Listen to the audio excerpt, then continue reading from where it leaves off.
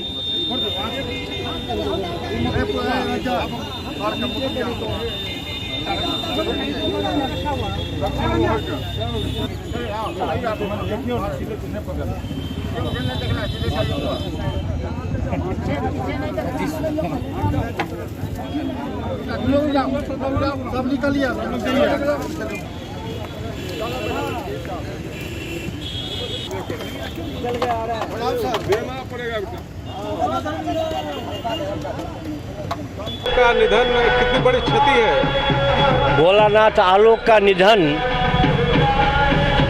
आलोक युग का एक अंत हो गया। कोसी जनपद में और विशेषकर पूर्णिया जनपद में भोलानाथ आलोक का अर्थ है गरीबों की आवाज़, मिन्नतकश और दलितों की आवाज़। लेकिन वो आवाज़ अब मंद पड़ गई।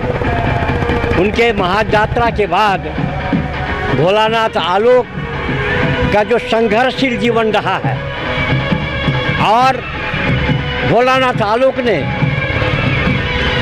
माता पिता की सेवा करने वाले नौजवानों को जो श्रवण सम्मान दिया है, इस माने में भोलानाथ अमर रहेंगे और वो कभी नहीं मरेंगे।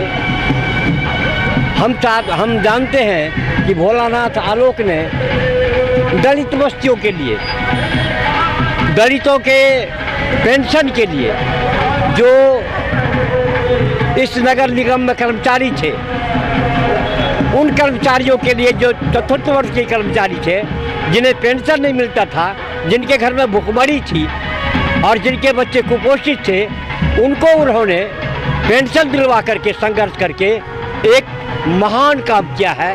और इसीलिए हम भोलानाथ आलोक की इस महायात्रा को प्रणाम करते हैं। देखिए, पूर्णिया के लिए तो एक बहुत बड़ी क्षति है जिसकी पूर्ति संभव नहीं है। निश्चित तौर पर 91 वर्ष की उम्र में उन्होंने हम लोगों के बीच से चले गए और इस उम्र में भी जो जोश जुज्वा और जुनून उनके अंदर था, वो युवाओं के लिए हमेशा प्रेरणा स्रोत बने रहेंगे, है ना। आज सारा पूर्णिया मर्माहत है उनके निधन से और लगता है कि एक पीढ़ी का अंत हो गया है। और सबसे बड़ी खासियत ये थी कि वे बेबाकी तरीके से अपनी बात को सब जगह रखने का काम करते थे और एक जिंदा दिल इंसान थे और सामाजिक जीवन उनके रग रग में बसा हुआ था। आज उनके निधन से हम सभी मर्माहत हैं और चूँकि उनको सुपुत्र नहीं था, उनकी बेटी ही उनकी देखरेख करती थी, बेटी दामाद। उन्होंने भरपूर सेवा उनकी की। मैं लगातार उनके यहाँ आया जाया करता था और सबसे बड़ी एक खासियत थी कि युवाओं को हमेशा प्रोत्साहित करने का काम करते थे। चूँकि मैं खेल जगत से जुड़ा हूँ तो वहाँ भी 80 वर्ष की उम्र में वो बैट के साथ मौजूद हो जाते थे डीएसए ग्राउंड में कि हम भी मैच खेलेंगे, हम कैप्टन हुए। तो ये सब बहुत बड़ी खासियत थी और हर एक क्षेत्र में उनका अपना एक लोगों को बढ़ाने के लिए वो हमेशा मौजूद रहते थे सदैव। आज पूर्णिया में उनकी निधन की खबर से ही लोग में काफ़ी लोगों को सदमा लगा है और हमको लगता है कई सालों तक ऐसे व्यक्ति जन्म नहीं लेंगे।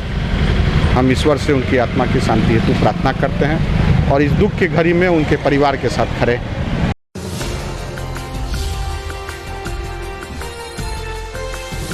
आमोर प्रखंड के तालबाड़ी गांव हमेशा से कनकई